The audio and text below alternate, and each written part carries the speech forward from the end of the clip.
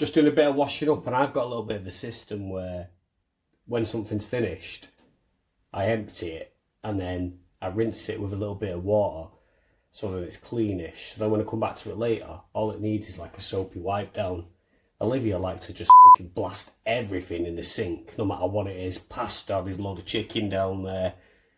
You know, washing up's my area. Weirdly, I can't cook, so Liv does all the cooking. I do all the washing up. She interferes with it. I never interfere with her cooking because I'm shocking at it. And everyone's happy, apart from me. Ringing.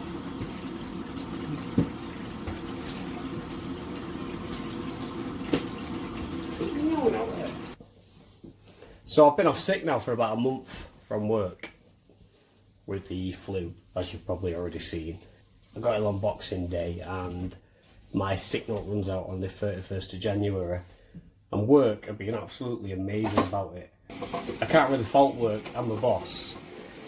However, it's still a business and I know that I'm going to end up coming into processes where they have to manage me.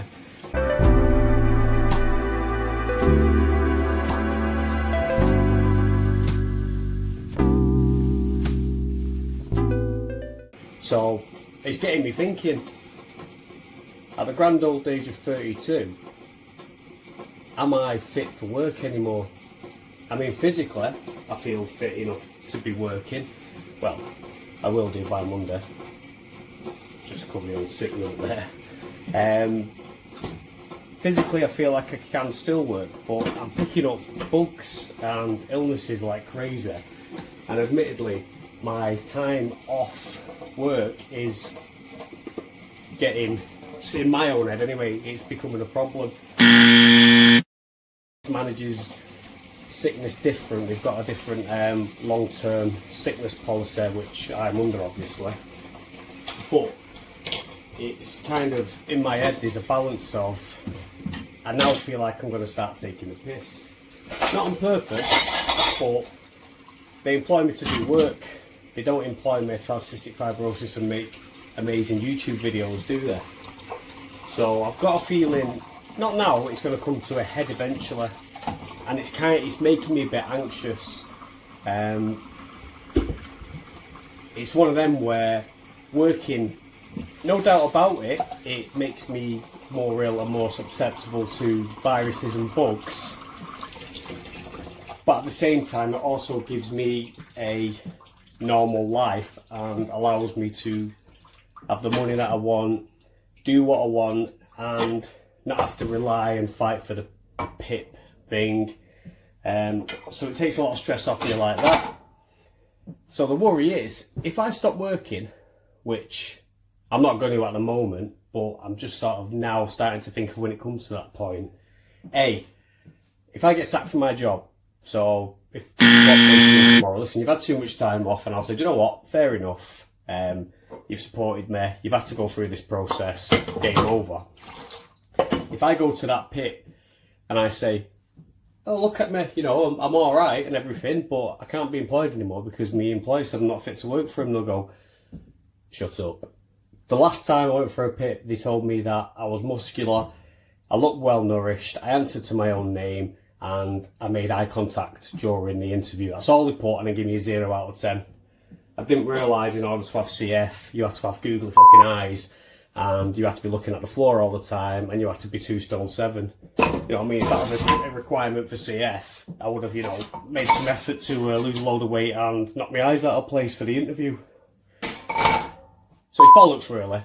And it leaves me in a position where, I mean, the future's uncertain because I don't want to be relying on, you know, PIP and stuff like that. I don't want to be relying on money that I'm not earning myself.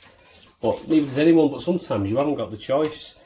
And I feel like a lot of people don't understand that, especially the fucking PIP who aren't giving it to people. This is not something we choose. It's not something, I wouldn't wake up in the morning and go, do you know what? Give me some more CF so that I can not work, because I'd love to sit at home all day suffering with a bad chest. You know, that's me. Fair enough, I get to play all the PlayStation I wanted, but you know what I mean? That's not what people want. That's the life people have to adapt to, and that's what some people struggle to understand. Like, I've seen comments before where people have said to people with CF on social media, oh,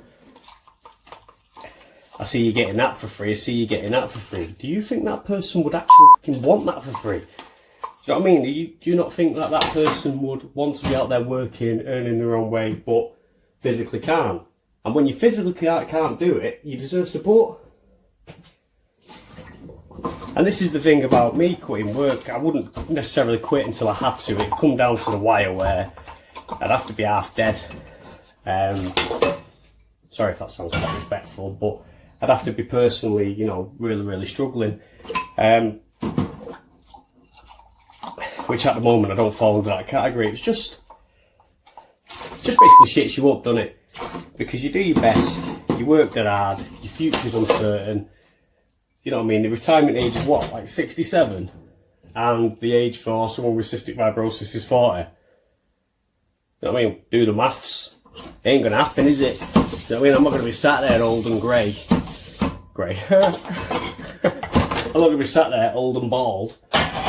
You know what I mean? Drawing out my pension, am I? It's probably not gonna happen.